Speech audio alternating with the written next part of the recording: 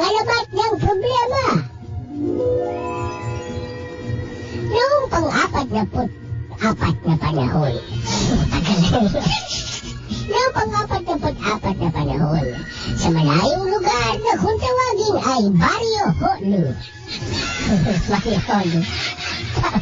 Tama. Doon sa Barrio Holu, may isang bata na ubod ng spoiled brat. Ang pangalan niya ay Buboy. Pag may nagustuhan siyang isang bagay, hindi siya titigil sa kakukulit sa kanyang magulang para lamang mabili ito o makuha. Palibhasa kasi galing sa mayamang pamilya, kaya sunod sa layaw itong si Buboy. Pag may nakita siyang cotton candy, ang sasabihin ito, Mama, bili mo ko nun!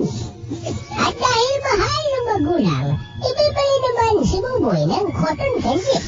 Subalit pagkatanggap ng cotton candy, ang sasabihin ni Buboy, hindi isang cotton candy lang. Ang gusto ko, bili mo yung panggawa ng cotton candy.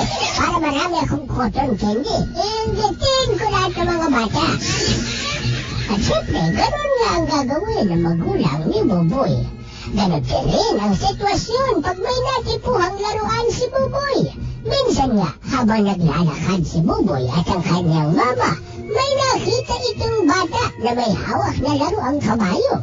Bigla na lamang nagsisigaw si Buboy ng, Mama, bili mo ko nun, ma! Bili mo ko nun! At sasabihin naman ng mama ni Buboy, O sige, mamaya, bibili tayo sa tindahan, may pupuntahan lang muna tayo. Pero biglang magtatantrum si Buboy.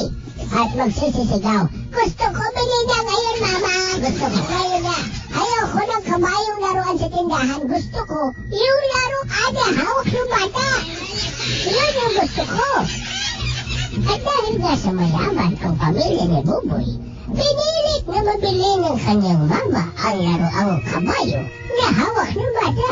Binayaran ito ng 10,000 peso. Malaman mo nga. O ganun nga eh. Kaya naman pumayag ang magulang ng bata kahit ngawa na ito ng ngawa. Na bagay na ikitatuwa nito si Buboy na may dito. Sabi nito sa bata, Nye, akin na yung laruan mo. Ang baring bata.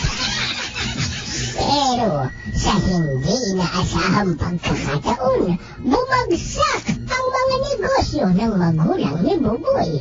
Nalugi ang mga business nila at sina Buboy ay naghirap. Lahat halos ng ari-arian nila ay naipagbili na. Kaya naubos na ang lahat ng pera nila. Kaya naman nagmukha na ring losyang ang mama ni Buboy. Dati, kamukha ito ni Yola Valdez. Pero ngayon, kamukha na siya ni Bella Flores. Flores ka? Ayun, isa pangatis doon.